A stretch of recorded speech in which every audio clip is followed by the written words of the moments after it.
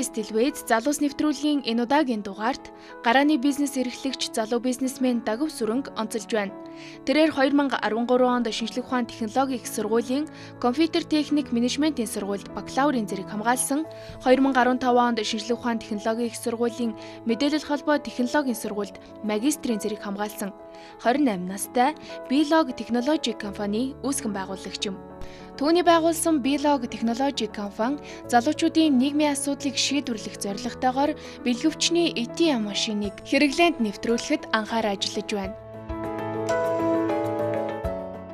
Б.Дагвасүрэн гэдэг одоо би 28 настай анх шүтээсэн компьютер техник менежментийн сургуульд төгссөн, КТМ-с төгссөн.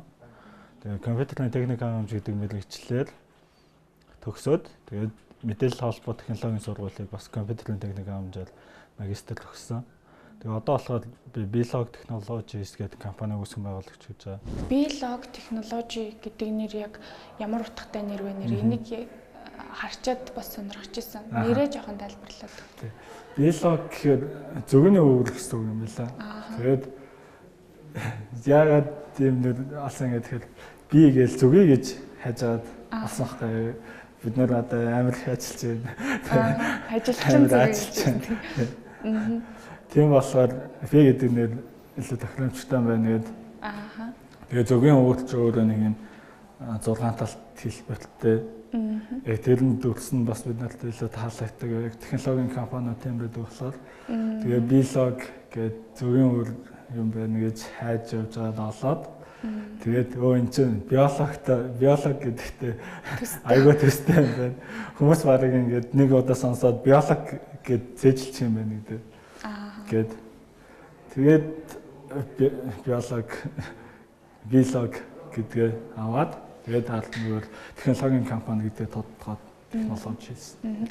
Яг 2016 оноос эхлээд компани үүсгэн байгуулад явсан. Ерөнхийдөө цаасан дээр компани гэсэн нэрвч гэсэн 2016 оны 2 сарын 19-нээс эхлээд ингээд найзуудтайгаа нийлээд компани байгуулъя гээд баг болоод ингээд ажиллаад явсан байгаа. Тэгээд энэ дээр болохоор амар олон тэмцээн уралдаануудад оролцсон. Тэгээд яагаад гэхээр бид нэр яг ингээд адилхан залуучууд гарааны бизнес эхлэхэд ч юм анхны юм хөрөнгө оруулалт огт байгаагүй. Тэгээд яг тэгээс нь эхэлсэн болохоор бид нэр ямар нэгэн шагнал урамшуулалттай тэмцээнд төрүүлээд одоо өөрсдийнхөө юм ур чадвараар хийсэн юм болоо төрүүлчих юм бол бид нарт юм гарааны хөрөнгө оруулалт болох тэгээд дараа нь ингээд сүүлдээ компани болоод явах тийм боломж өгөх юм байна гэсэн үднээс найзуудтайгаа нийлээд тэмцээн уралдаанд ороод явсан. Сая 2018 оны 12 сард болсон шин санаа шилдэг инновац гэдэг хүнсгэд аж ахуй хөнгө үйлдвэрлэлийн нийслэлийн үйлдвэрлэлийн инновацийн газраас ингээд жил болгон зохион байгуулдаг тэмцээн байгаа. Тэгээ энд бид нар болохоор жижиг дунд үйлдвэрлэл гэдэг гэдгээр нь ороод бэлгэвчний автомат машин гэдгээр тэргүүн байр эзэлсэн байна. Тэгээ одоо яг энэ нөгөө бэлгэвчний автомат машинаа хэрэглээнд гаргах гад ингээд хийгээд явж байгаа. Энийг болохоор бид нэр 2017 оны 11 сард Startup Weekend SEC гэдэг тэмцээний үеэр ерөнхийдөө ийм асуудал байт юм байна гэдгийг маш олон хүмүүс ирээд ингээд судалгаатай танилцуулаад ингээд тэднээс ерөнхийдөө ийм үндсэн санаагаа олж аваад тэгээд технологиор энэ асуудлыг яаж шийдэж болох вэ гэдгийг барьж аваа. Тэгээд яг ийм автомат машин хүнээс хараад бус байдлаар авах юм бол бид нэр хинээс ч зовхгүйгээр бэлгэвч авах боломжтой юм байна гэдгийг олж хараа. Тэгээд ийгээд явсан. Ер нь бол гадагшаа гараад Монголоос гараад бол барыг ингээд бүх газрын найлт үйлчлэгээний байгууллагын найлт нь байгаад байдаг. Тэгээ гадаа гудамжинд байдаг, энд булан тохооноодд байдаг. Яг ингээд 24 цагаар үйлчлүүлэх боломжтой юмнууд. Тэгээ яг Монголд тиймэрхүү юм байна уу гэдгсэн чинь бас юунд байгаа. Одоо нэг хөдөө орон нутгаар дээр нь нэг юун дээр байсан хаа. Яг юм хилтэй холбоотой газар олон хүн төлөвлөдөг. Тийм газар байсан. Тэгээд Zaluus гэдэг нэг компани хийжсэн байл. Тэгээд бид нар болохоор тэрийг арай нэг сайжруулад хийж байгаа байхгүй. Ер нь бол энэ бас байгаагүй ч юм биш. Тэр бас нэг зарим талаараа учир дутагдaltaй байгаад байдаг. Тэгээ бид нэр тэр асуудлыг шийдэх гэж явж. Би бүр нэг найзтай хүртэл одоо жирэмсний тест авч үзчихсэн байхгүй эмэгтэй найзтай. Зөвөр нэг надад явах чаагүй гэхдээ нэг өөрөө ич зоод авч чадахгүй байгаа юм санчаас тэгээд давж өгчсэн болохоор яг ийм асуудал байд юм байна гэдгийг миний амьдрал дээр байсан болохоор бас нэг шийтгэд. Ажлын зарчмыг нас бид нар цахилаад. Одоо болохоор энэ бэлгэвч авах гээд ороод ер нь бол ингээ бэлгэвч нь үнэтэйгээ байгаа. Тэгээд бэлгэвчээ сонгоод энд бол одоо манад ийм футаар орж ирдэг бүх төрлийн бэлгэвч байгаа гэсэн үг. Тий. Тэгээ утасны дугаараа оруулна. Утсанд ирсэн мессежийг оруулна гэсэн. Тэгээ энэ дээр болохоор яагаад утасны дугаараа оруулаад байгаа юм гэхээр бид нар ямар ч юм утасны дугаарын мэдээлэл цуглуулахгүй байгаа. Энэ Candy болохоор үйлчлэгтэй утасны дугаараар нь буцааж нөгөө нэг юугаа баталгаажуулж байгаа. Ийм утасны дугаартай хүн гүйлгээ хийж байгаа гэдгийг баталгаажуулж байгаа. Түүнээс бид нэр яг энэ утасны дугаарыг цуглуулад байгаа юм биш. Одоо би яг энэ юун дээр нэг дугаар оруулаад энэ промошн кодоор өнгөө бэлгэвч харж идэж байгаа. Одоо энийг яагаад байлшууллаа.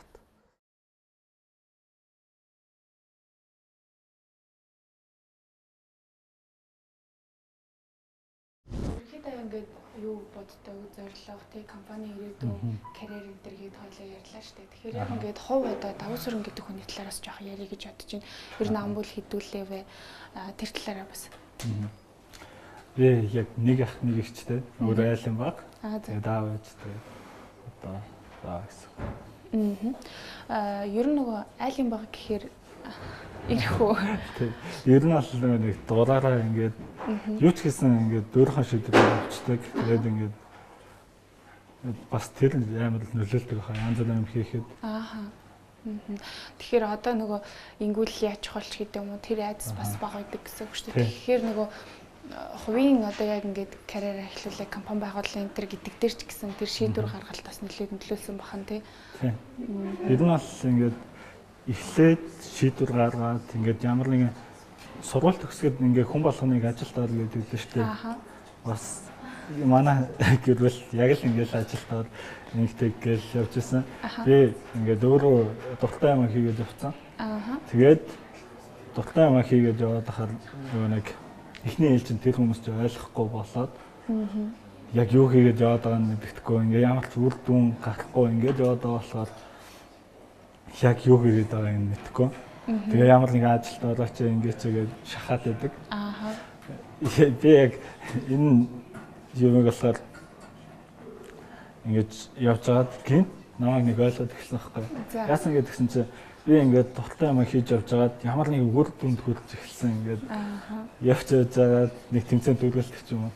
Тийм болоод эхэлсэн чинь шал хандлага нэрээ өөр болсон. За энэ ямар ч үсэн ингээд зөв юм хийгээд яваад байгаа юм байна. Одоо ямар ч үсэн дэмжихгүй ч гэсэн ер нь саад болохгүй бай гэдэг болж ирээд тэгээ сүултээ бүр ингээд дэмжлэгийг авдаг болоод байсан. Мэргэжлийн ер нь яаж сонгож исэн бэ? Гэр бүлийн нөлөө байсан уу? Зүгээр өөрийнхөө сонирхлоор сонгож исэн үү? Ер нь аав ээжнээс ямар мэргэжилтэй хүмүүс вэ? Манай ээж болохоор физикийн багш. Тэгээд манай аав болохоор хүнд механизмын жолооч гэдэг. Тэгээ мэргэжил сонголтын дээр болохоор эцгийнхэн ямар ч нөлөө ороогүй. Би өөрөө яг ингээд хүссэн мэргэжлээ сонгож авсан. Яагаад гэвэл компьютертэй илүү ойрхон байсан. Тэгээд багасаа эхлээд нэг чипийг ерөнхийдөө ингээд програмчилж чип гэдэг юмыг мэдээ гэсэн хүсэлтэй байсан. Яг ингээд кино үзээд нэг чип хүнд суулгаад амьлуулж юмлалаа. Тэгээд ахаар илүү сонирхолтой санагдаад. Тэгээд ерөнхийдөө энэ мэргэжлийг сонгоод авсан. Чөлөөт цагаараа одоо юу хийж байна? Чөлөөт цагаараа юу хийж нэг сургалтанд багшилж байгаа хүмүүстэд. Юу зан гэсэн үг лээ? Яг компьютерийн ухааныг одоо 8 наснаас 12 насныханд зааж байгаа. За. Тэгээд яагаад ингэ заадаг юм гэхээр яг 2 жилийн өмнө Шинжээнд очсон чинь яг Хятадын хамгийн том технологийн хотод нь очиход тэнд зүгээр ингээд 5 6 та хүүхдүүдийг ингээд роботоор боловсруулаад компьютерийн ухаан заагаад бэлдчихсэн байхгүй юу. Тэгээд яг тийм хүмүүстэй өрсөлд хүүхдүүдийг одоо бид нар л бэлдэхгүй бол өөр ингээд бэлдэх хүн байхгүй юм байна гэдэг. Тэгээ ингээд багаас нь хүүхдүүдэд заагаад явах юм бол бид нар чинь ингээд том болоод одоо бидний гаргаагүй амар том амжилтуудыг гаргах боломжтой юм байна. Компьютерийн ухаан гэхээр ер нь аль талаас нь зааж байгаа вэ? Одоо жишээлбэл бас ярьдаг штеп бид нар дунд сургуультай мэдээлэл зүүн хичээл үзчихсэн, компьютерийн хичээл орж исэн. Гэтэл бид нар тэр 10 жилийн боловсролоос юу сурваа гэл одоо нөгөө боловсролын системээ эргээд үгүйсгэхэд эхэлж байгаа штеп тий. Тэгэхээр өөрийн чинь хувьд одоо яг жинхэнэ бидний ирээдүй болсон бидний хийж чадаагүй юмыг энэ хүүхдүүд хийнэ гэсэн сэтгэлээр тэр хүүхдүүд зааж ийн гэж юм л та. Тэгэхээр яг юу зааж ийн? Ерөнхийдөө болохоор компьютерийн үндсэн ухагтхуунуудыг зааж байгаа. Яадаг гэхээр манад нэг одоо сургалтууд болохоор ингээд байгаа байхгүй. Шууд програмчлалын хэл заагаа явуулдаг. Нөгөөдөл нь болохоор компьютер яаж ажилладгийг мэдгүйж програмчлалын хэл сураад байдаг. Тэгэхээр яг үндсэн байхгүй болчоор одоо хүүхдийг хит хүнд юм лөө явуулж оруулаад тэр нойлохгүй юм лөө оруулаад ингээд ташраагаад гаргаад байгаа хэрэг. Тэгэл нөгөө нэг хөөчгүй нэг газар л ингээд програм хичээл суугаад байдаг хүн болоод өөрөө ямар нэг шинэ юм зохион бүтээ би юм хийж чадах юм байна гэдгийг мэдхгүйгээр аваачаад ингээд нэг хэлбэл цотгож байгаа юм шиг байдлаар заагаад байна. Үр бүтээлтэй байхад чамд юу тусалдаг вэ? Аппликейшн байна. Тэгээд өөрчн ер нь тэгэл аппликейшн лист гаргаж байгаа л ингээл эхнээс нь дараал яваад байдаг. Тэгээд яг үр бүтээлтэй байхын тулд ингээд нэг листнээ амар их задлж өвчдөг. За. Одоо жишээ нь одоо 100 айлаас тийм юм аавна гэдэг ч юм тий. Тэгэнгүүтээ ингээд 100 айлаас авах юм амар их юм байгаа. Гэхдээ ганц 100 айлаас юм аавна гэж бичихгүй. 100 айлаас тийм юм аавна, юм аавна гэж бичээд нэг үргэлжлэн ингээд дарааж явахаар илүү үр бүтээлтэй шиг санагддаг. Тэгээ нэг ингээд хордоо үр дүнд хүрч байгаа болохоор бас илүү зүйл санагдав. Өдөр тутамдаа яг хамгийн их ашигладаг аппликейшнүүд яг гар утсан дээр ингээд харлаа гэхэд хамгийн их ашигладаг байнга тэрийгээр ингээд төлөвлөгөө гаргахтаа ч юм ашигладаг тийм аппликейшнүүд юу байна? Одоо болохоор Asana гэдэг аппликейшн байна. За. Тэн дээр болохоор яг ингээд бүгдийн төдөлөстэй тэгээ хүний зоогод өгчдөг. Тэгээд ингээд хэднээс хэдний хооронд хийх ёстой вэ гэдгийг зоогод өгчдөг. Одоо яг өөрийнхөө модель болгосон тийм хүн байдаг уу, загвар болгосон. Би яг энэ хүн шиг болно доо ч гэдэг юм уу те. Тийм хүн ер нь би юу? Тийм хүн баа. Би яг нэг Elon Musk гэх. За. Тий. Elon Musk болохоор яг ингээд нийгмийн асуудлыг бүр ингээд дэлхийн нийтийн асуудлыг технологиор шийдэж байгаа тийм хүн болохоор тэгээ би яад Монголд Elon Musk байж болохгүй гэж. Монголд яг юм электроникийн салбараар юм хийж байгаа хүмүүс аюул цөөхөн байдаг. Тэгээд 1984 онд бид нэр ингээд электроникийн салбарын ингээд компьютер хийгээд ингээд явж байсан. Ингээд олон улсад яг ингээд ижлэхэн төвшөнд төрөөд явж байсан. Би болохоор одоо яг тэр нь ингээ байхгүй болчиход байгаа. Тэгэхээр ийм миний хувьд болохоор яг төгсөөд гарахад мэрэгчлэр бас тийм ажлын байлч байгаагүй. Тэгэхээр би яг энэ хүмүүст одоо миний араас төгсөөд гарч байгаа залуус дүүнэртээ нэг юм үлгэрж болохоц хүн бай гэж боддог. Тэгээд ингээд одоо гаднаас зүгээр авчих юм чи ингээ Монголда хийгээд байдаг амар их тийм асуудалтай. Ер нь бол ингээ Монголд хийж болж гин гэдгийг харуулах зорилготой. Тэгээд ингээд яваад байгаа. Ер нь одоо мэрэгжлийн тал дээр ч гэсэн бусад одоо янз бүрийн юм мэдхийг ингээ хүссэн тэр зүйлээ хаанаас ирэл хийлж хаанаас ер нь хайж байна. Ерөнхийдөө угнаал ингээд нэг юмыг үзээд тэрийг ингээд сурахын тулд интернет ингээд дүүрэн байгаа хгүй интернетээр дүүрэн байгаа хэдэн нэг юм түлхүүр өгнөдөө хайж олоод яг тэр түлхүүр өгөөрөө хайлт хийгээд угаасаа бүх юм л бараг энэ компьютерийн салбарын бүх одоо ухагтуунуудыг интернетээр олж авах боломжтой болсон. Тийм болохоор яг интернетээс сураад ингээд бие даад суралцаад тэгэл одоо мэдгүй чадахгүй гэхгүйгээр яг тэр зүйлээ сурах гэж байвал ингээ иргэншил гаргаад тавиад тэгэнгүүтээ түлхүүр үгээрээ хайлтаа хийгээд тэгжээж л юм сорж байна. Одоо ер нь дотны найз хэр олонтой вэ? Чөлөөт цагаараа юу хийж өнгөрөөж байна? Дотны найз нэлээд байгаа. Ер нь амар их дотны найзтай шүү дээ. Тэгэл найзтайгаа уулзсан.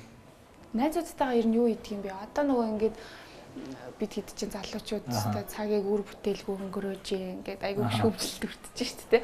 Тэгэхээр яг өөрөө чи хувьд ингээд бас нэг юм хийх гээд бүтээх гээд явж юм. Тэгвэл чиний чөлөөт цаг яаж өнгөрдөг юм? Ер нь бол ингээд нэг найзтайгаа уулзаад энэ тэнд юу болж байгаа мэдээллүүд тэгэнгүүтээ ингээд хоорондоо ярилцж байгаа юм бас нэг арай өөр болоод эхэлж байгаа байхгүй. Ер нь бол нэг иймэрхүү юм хийж болох юм байна. Хэдүүлээ нэг иймэрхүү юм хийж болох юм байна шүү дээ гэдэг байдлаар. Тэгэнгүүтээ найзтайгаа уулзаад ахаар одоо би нэг юм хийж байна гэж ярихад тэнцэд тэгвэл надад нэг юм тусалдаг ийм хүн чамд орыг тус болно даа гэдэг. Тиймэрхүү байдлаар юм контактуудыг нэлээд авдаг. Тэгээ найзтайгаа уулзахаар юу заал авна.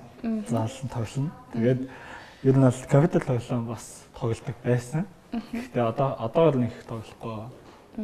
Гадуур ингээд нэг гараач юм аа ингээд найзтайгаа ингээд нэг гараад явхад амар олон хүмүүс ингээд зүгээр л амьдралаа үлж байгаа юм шиг санагддаг. Димэл цаг үрж байгаа юм. Тийм, димэл цаг үрж байгаа юм шиг санагдаад байдаг. Тэгээд бас яг тэднийг шууд ингээд димэл цаг үрж байгаа гэж хэлж болохгүй шиг байна.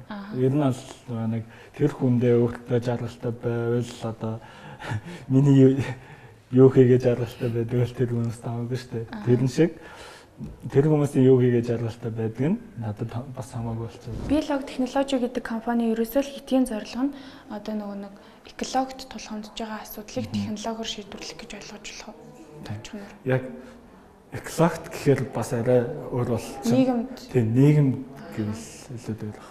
Яг нэг нийгэмд байгуулагчны ч асуудал байна. Тэгээд одоо нийгмийн эрүүл мэндийн асуудал байна. Тэр бүх асуудлуудыг л ингээд технологиор илүү хурдцтай шийдвэрлэх гэдэг.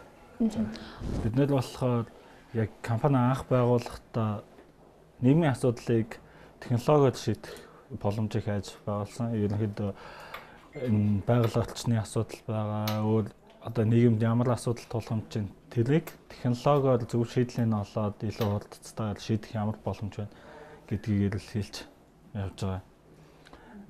Тэгээд юу байгаа? Бид нэр болохоор яг юм олон улсын жижигт нийцсэн яг олон улсын стандартын дагуу бүтээгдэхүүнийг хийхийг зорилж ажилладаг. Тэгээд энэгээр нэг хөрөлтөйгөө бүтээгдэхүүнүүдийг ингээ илүү сайжруулад заавал ингээ Монголд хийсэн гэхээр нэг хацсан тариутай байх хэрэгтэй гэдэг ингээд байнга сайжруулж явдаг. Тэгээд олон улсын стандартад нийцсэн яг тийм бүтээгдэхүүнийг одоо Монголдо эхлээд тулшаад хийгээд дараа нь ингээ олон улсад гаргах бүрэн боломж байна гэж хараад тэгээд компани байгуулад явж байгаа гэсэн.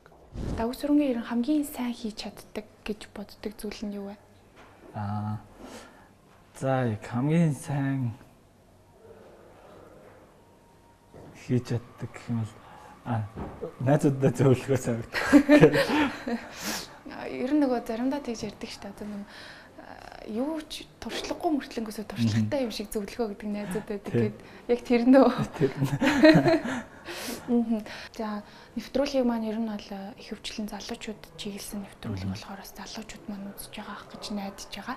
Тийм болохоор чиний зүгээс те бас яг зүгээр суугаагүй ямар ч байсан ирээдүйнхээ төлөө ямар нэг юм хийгээд бүтээх гээд хичээгээд явж штэ те алдаал унаал те. Тэгэхээр бас яг өөрийнхөө үе тэнгийн залуучуудад юу гэж хэлмээр санагддаг вэ? Бид нар ер нь яавал хурдан хөгжих вэ? Яавал дэлхийн түвшинд очих вэ? Юу гэдэг? Миний хувьд болохоор яг ингээд манай бас найзууд байсан байхгүй. Яг ингээд хамт эхлээд явж байгаад ингээд замаасаа би ингээд ажилд орлоо өстө бүтэхгүй юм байна гэхэд ингээд явсан хүмүүс байсан. Тэд нэр болохоор яасан гэхээр яг одоо цаг нь биш юм байна гэж хэлсэн. Дээр нь бас нөгөө эрсдэл хийж чаддаггүй. Одоо ингээд заримдаа хоолгож яваа те ингээд хөдөлгчэн суун тэгээ шүнжин ямаа хийн ингээд нойр хоолгүй ингэж явж иж бид нар ингээд дүр дүн төлөөд байгаа байхгүй. Тэгээд мэдээж нөгөө их нь үеч ямар цалин байхгүй нойр хоолгүй суугаад ингээд амар их юм хийгээд идэг. Бүх юм алт хийшээ зарцууллаа л тий. Тийм. Амар их эрсдлийг хийж байгаа. Ямар ч юмд ял одоо ингээд залуучууд зөвлөгөөх юм бол ямар ч юмд юм тохиромжтой цаг гэж байхгүй. Тохиромжтой цагийг ингээд хизээч хүлээн гэж байхгүй. Тийм болохоор ингээд тохиромжтой цагийг одоо жил өөрөө л үүсэхгүй бол ингээд хүлээгээд байх юм бол хизээч тийм тохиромжтой цаг чи ирэхгүй. Дээр нь болохоор эцэтэл хийж сурмаар байна. Ямар нэгэн юмыг ингээ хийх гэж байгаа бол хийхээр зориулсан бол ингээ юу ч болж ийсэн одоо хин юу ч хэлжсэн дэрийг л хийгээл байх. Ямар ч үсэн нэг эцсийн үр дүнгийн үзэх энэ ингээ болт юм байна эсвэл болтгүй юм байна гэдэг ямар нэг үр дүн. Одоо яг энэ салбартаа үнэхээр ажлыг л бүр шийдсэн байгаа юм. Тийм шийдсэн. 2016 оноос хойш шийдчихэл яваад байна. Ахиж буцахгүй тий. Тий. За баярлалаа. За баярлалаа.